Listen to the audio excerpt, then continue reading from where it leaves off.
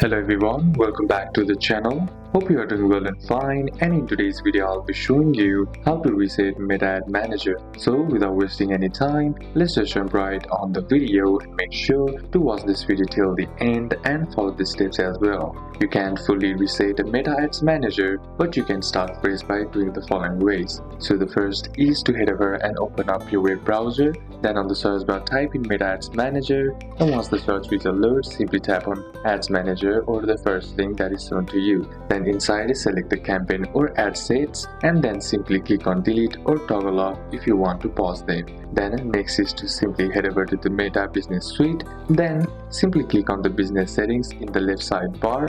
Then under accounts, select add accounts and then select add. Then create a new ad account and then set your ad account name, time zone, currency, and choose use for business. Then assign yourself with admin access and then simply head over and add a new payment method. Once you're all done, so these are a couple of steps that you can apply, and that's it for today's video guys. Hope this video was useful to you. Leave a like if it did, comment down any questions that you have, and see you soon on the next one.